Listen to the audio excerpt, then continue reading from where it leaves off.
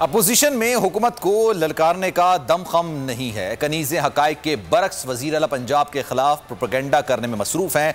Opposition का रंगबाजी और शोबाजी का दौर वापस नहीं आने देंगे। फिरदौस आशिकवान कहती हैं कि वज़ीर आला पंजाब की जिस गाड़ी पर शोर मचाया जा रहा है वो उन्हें उनके वालिद ने विरासत में दी है।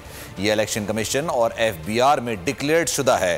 फिरदौस आशिकवान का कहना था कि उस्मान बुज़दार का जुर्म इमरान खान के साथ खड़ा होना है। पाकिस्तान की सबसे बड़ी अदालत से झूठे होने का सर्टिफिकेट लेने वाले बाहर बैठकर हर्जा सराय में मसरूफ हैं।